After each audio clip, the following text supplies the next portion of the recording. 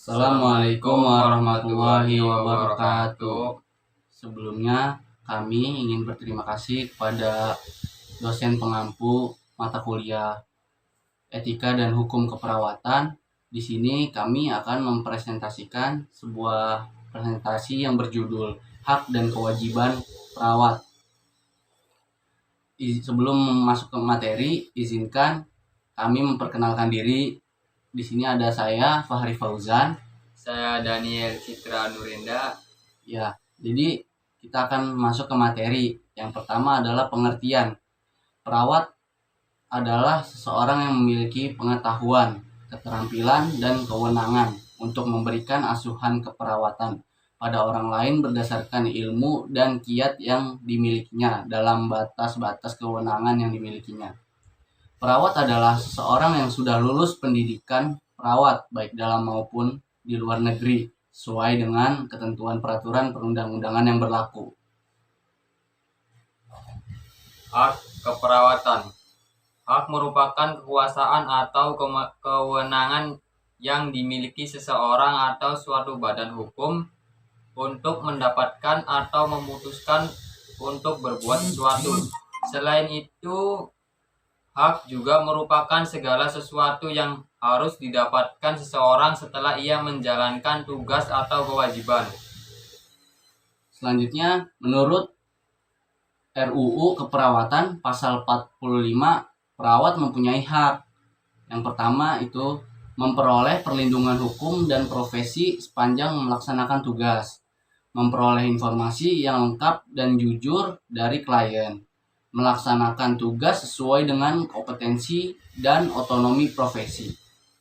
Selanjutnya, memperoleh penghargaan sesuai dengan prestasi dan dedikasi. Dan selanjutnya, memperoleh jaminan perlindungan terhadap risiko kerja yang berkaitan dengan tugasnya dan menerima imbalan jasa profesi. Hak perawat menurut Claire Fagin 1975. Yang pertama, hak untuk memperoleh martabat dalam rangka mengekspresikan dan meningkatkan dirinya melalui penggunaan kemampuan khusus dan latar belakang pendidikannya. Yang kedua, hak untuk memperoleh pengakuan sehubungan dengan kontribusinya melalui ketetapan yang diberikan lingkungan untuk praktik yang dijalankan, serta imbalan ekonomi sehubungan dengan profesinya. Yang ketiga, hak untuk praktek profesi dalam batas-batas hukum yang berlaku. Yang keempat, hak untuk menetapkan standar yang bermutu dalam perawatan yang dilakukan. Yang kelima, hak untuk berpartisipasi dalam pembuatan kebijakan yang berpengaruh terhadap keperawatan.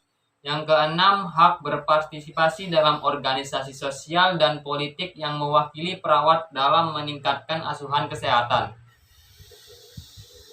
Selain itu, perawat juga berhak yang pertama mendapatkan perlakuan adil dan jujur oleh pimpinan, sarana kesehatan, klien atau pasien, dan keluarganya. Selanjutnya yang kedua ada menerima imbalan jasa pelayanan keperawatan yang telah diberikan. Yang ketiga, mendapat hak cuti dan kepegawaian lainnya sesuai peraturan yang berlaku. Yang keempat, memperoleh kesempatan untuk mengembangkan diri melalui pendidikan. Yang kelima, ada menjaga hak privasi personal sebagai seorang perawat. Yang keenam, mendapat pelayanan pemeriksaan kesehatan secara rutin. Lanjutan. Yang pertama, menuntut jika nama baiknya dicemarkan oleh klien, pasien, atau tenaga kesehatan lainnya. Yang kedua, menolak pihak lain yang memberi anjuran atau permintaan tertulis untuk melakukan tindakan yang bertentangan dengan perundang-undangan, standar profesi, dan kode etik profesi. Yang ketiga, mendapatkan informasi yang jujur dan lengkap dari klien atas pelayanan keperawatan yang diberikan. Yang keempat, dilibatkan secara aktif dalam penyusun atau penetapan kebijakan sesuai pengembangan kesehatan di sarana kesehatan. Yang kelima, memperoleh kesempatan mengembangkan karir sesuai bidang profesinya di sarana kesehatan. Selanjutnya ada kewajiban perawat. Kewajiban adalah seperangkat tanggung jawab seseorang untuk melakukan sesuatu yang harus dilakukan oleh seseorang atau badan hukum, baik karena ikatan peraturan, pekerjaan, maupun tuntutan moralitas agar dapat dipertanggungjawabkan sesuai dengan haknya. Menurut Permenkes HK 02.02 Menkes 148 per 1 2010 pasal 12, dalam melaksanakan kewenangannya perawat berkewajiban untuk yang pertama menghormati hak klien, yang kedua melakukan rujukan, yang ketiga menyimpan rahasia sesuai peraturan perundang-undangan, yang keempat memberikan informasi tentang masalah kesehatan klien dan pelayanan yang dibutuhkan, yang kelima meminta persetujuan tindakan yang dilakukan, yang keenam melakukan catatan perawatan secara sistematis. Selanjutnya ada kewajiban perawat menurut RUU Keperawatan pasal 46. Yang pertama, perawat wajib memiliki surat izin perawat atau SIP sebagai bukti tertulis pemberian kewenangan untuk menjalankan pekerjaan keperawatan di seluruh wilayah Indonesia. Selanjutnya ada surat izin kerja atau SIK sebagai bukti tertulis yang diberikan kepada perawat untuk melakukan praktek keperawatan di sarana kesehatan. Selanjutnya ada surat izin praktek perawat atau SIPP sebagai bukti tertulis yang diberikan kepada perawat untuk menjalankan praktek perawat perorangan atau kelompok. Yang kedua ada merujuk klien dan atau pasien ke fasilitas pelayanan kesehatan yang mempunyai keahlian atau kemampuan yang lebih baik apabila tidak mampu melakukan suatu pemeriksaan atau tindakan. Lanjutkan. Yang ketiga, merahasiakan segala sesuatu yang diketahuinya tentang klien dan atau pasien kecuali untuk kepentingan hukum. Yang keempat, menghormati hak-hak klien atau pasien dan profesi lain sesuai dengan ketentuan atau peraturan yang berlaku. Yang kelima, melakukan pertolongan darurat atas dasar perikemanusiaan untuk menyelamatkan jiwa. Yang keenam, menambah dan mengikuti perkembangan ilmu pengetahuan dan keterampilan keperawatan dalam upaya peningkatan profesionalisme. Yang ketujuh, meminta persetujuan setiap tindakan yang akan dilakukan oleh perawat sesuai dengan kondisi pasien baik secara tertulis maupun secara lisan.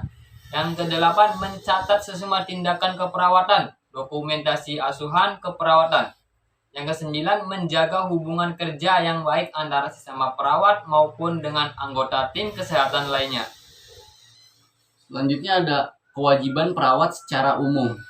Yang pertama adalah mencegah terjadinya malpraktik dan kelalaian dengan mematuhi semua standar praktik yang telah ditetapkan.